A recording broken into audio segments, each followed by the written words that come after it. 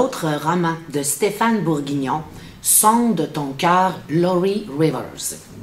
Très beau roman, différent des autres qu'on a pu voir de Stéphane Bourguignon.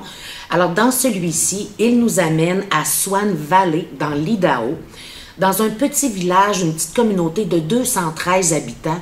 On peut imaginer le décor au creux des montagnes, mais vraiment les belles montagnes de l'Idaho. Si vous n'avez jamais vu d'image de cet endroit, prenez le temps d'aller voir ça, vous allez le voir, le visuel. On le saisit très bien.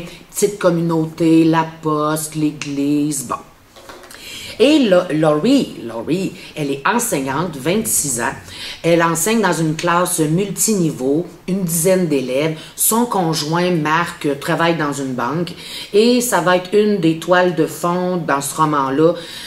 Ça va pas bien dans le couple, puis c'est comme, elle se sent pas désirée. C'est la routine quand elle rentre à la maison, c'est l'apéro. Ils n'ont pas grand-chose à se dire. Bon. Alors, un jour, de Houston va arriver Alice, une adolescente qui fait vraiment beaucoup d'embonpoint. Et pour l'aider, Laurie va mettre un projet qui va s'appeler un petit peu un programme Health for Fun. Et alors là, elle fait la promotion de la santé, c'est l'activité physique, c'est les petits déjeuners. Elle organise plein d'activités pour amasser des fonds, pour soutenir ce projet-là. Et ce programme-là va devenir tellement populaire, va tellement attirer l'attention qu'il va finir par devenir un programme national. Alors, ça va être beaucoup d'investissement pour Laurie. Puis, au travers de ça, bon, la majorité est satisfaite du travail de Laurie, mais il y a le clan Radcliffe, là. Elle a plusieurs élèves là, qui vivent des problématiques à la maison, parce que le climat social, c'est quelque chose, là. Quand on parle du contexte socio-culturel, hein, on décrit ce milieu-là comme où il y a des gens qui ont peur du changement. Hein, on glorifie le bon vieux temps qu'elle écrit. Il y a des pressions de la vague droitiste et de l'Église de Jésus, cri des saints des derniers jours. Il y a Alice aussi, qui a vraiment des difficultés relationnelles avec sa mère, et ça renvoie notre héroïne Laurie à ses propres difficultés à elle avec sa mère aussi. Il y aura une grossesse là-dedans, et le livre est vraiment divisé, là, t'as la première partie et la deuxième partie.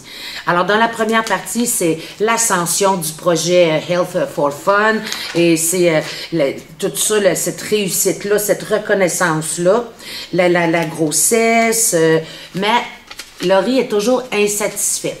Et le son de ton cœur, Laurie Rivers, c'est une phrase que son médecin va lui dire. Alors, c'est ça un peu l'histoire pour Laurie tout le long de ce livre-là, c'est de rester proche de ses sentiments, de ce qu'elle ressent. Hein? Bon, de rester connectée, en fin de compte. Et la deuxième partie, je m'avancerai pas trop, parce que là, c'est la descente aux enfers. Alors, il y a beaucoup de secrets qui vont se révéler. On va voir des chemins différents s'emprunter. C'est une très belle œuvre. Moi, en tout cas, j'ai trouvé ça particulier. Ça faisait changement de ce que je suis habituée de lire. Changement aussi par rapport à ce que j'ai lu de Stéphane Bourguignon. C'est très intense. On est dans les émotions. Le roman nous amène à faire des belles réflexions. Alors, je vous souhaite une excellente lecture avec ce roman de Stéphane Bourguignon.